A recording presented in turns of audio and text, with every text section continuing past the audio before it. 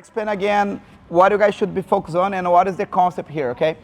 So when Cash is working single leg X sweep, when he has this entanglement and I'm in front of him, so if the person on top is good on top and has a strong base, always going to be very physical here, okay? Always going to be struggling to sweep the person.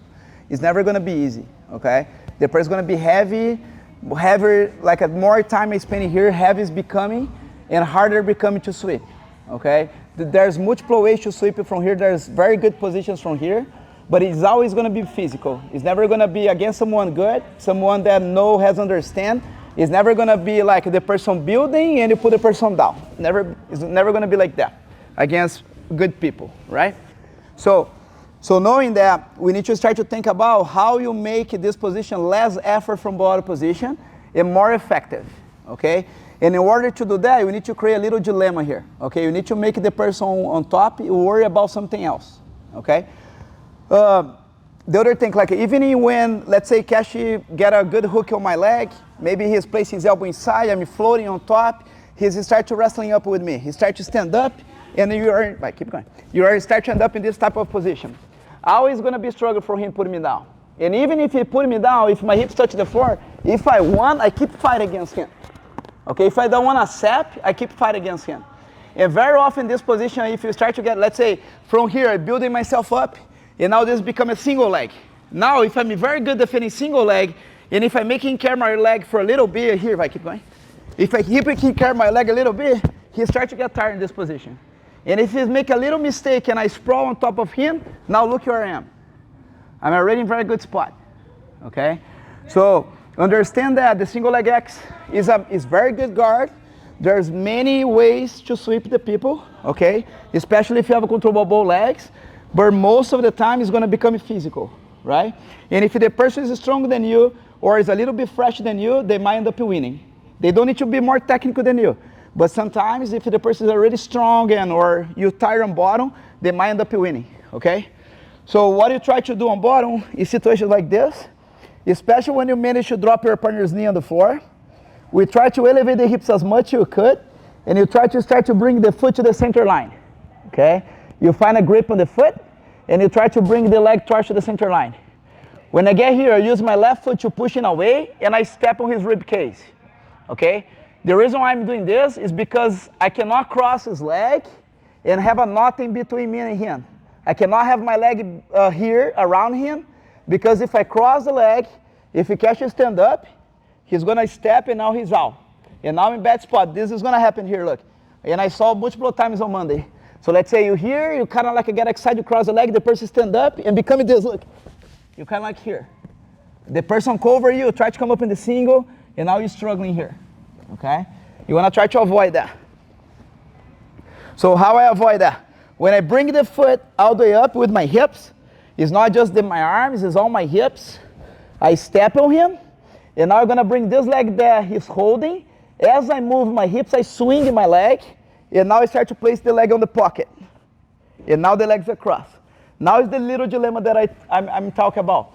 Now his back is exposed, okay? If you guys notice, I can see his back. I'm no longer in front of him. I'm behind him, okay? And the fact that I'm behind him, he needs to be concerned about his back. Okay, if you catch to stay here, you're gonna start very simple today. Okay, I wanted you guys to start to understand the crab ride.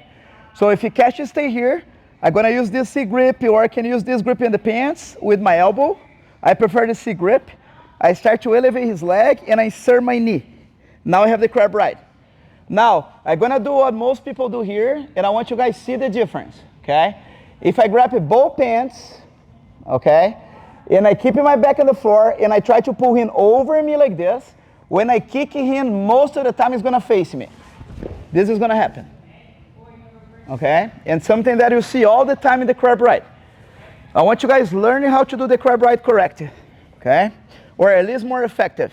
When I get here, my hook is active. Look how his foot is off the floor. He's standing, try to pull him towards me. I close the gap and moving towards him, and this foot never touches the floor. Look. I get here. Now when his foot touches the floor, my chest is already connecting with his back. Okay? Now, this is the hands that he's going to try to use to face me. Okay? So what I do now, I need to bring their hands to the floor. In this concept, most of the positions that you're going to study in this situation here moving forward, you guys going to be able to do, you guys going to have to do that. So now when I start to drive him a little bit low the hand over me, I need to make him pose the hands on the floor.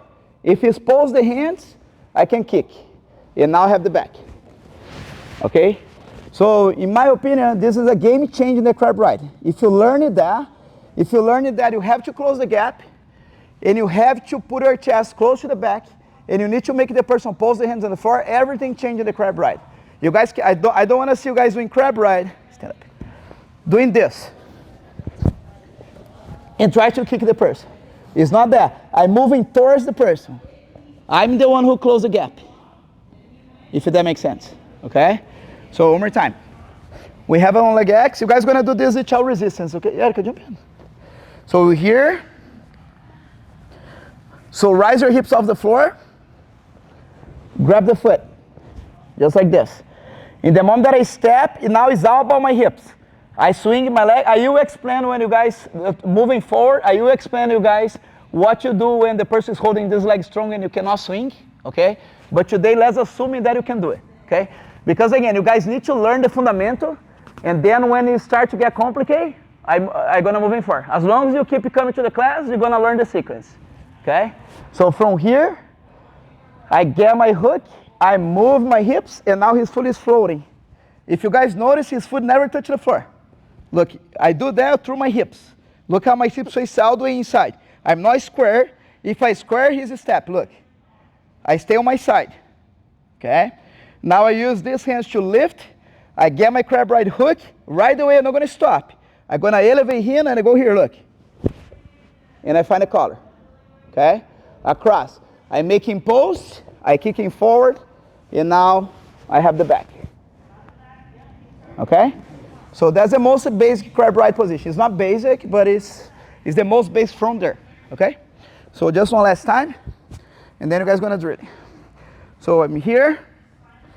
So I use my hips to elevate the leg. I grab his foot. I'm still in the stage one. I'm still setting up the position. I step here. I set up the position. Now it's time to make adjustment. Remember, I'm telling you guys, stage 1, 2, and 3. I'm in stage 2 now. In stage 2, it's time to adjust the position. I make everything tight.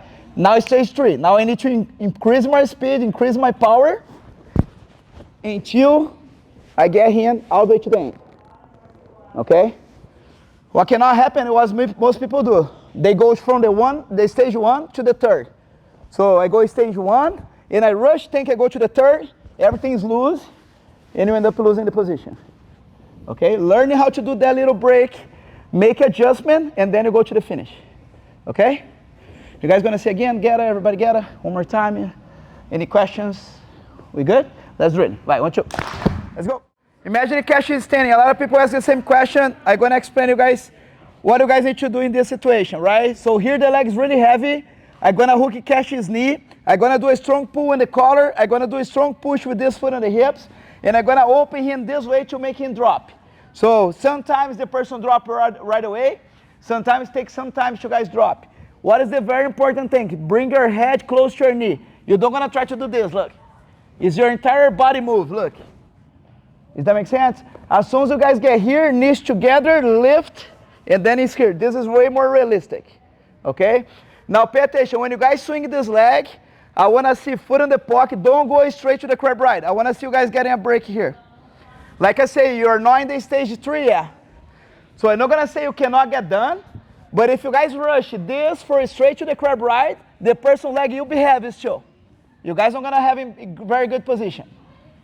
Okay, do a little break here. Just you guys learning how to adjust the position, and then you go to the crab ride. It's not wrong, go straight to the crab ride, but it can be very loose, okay?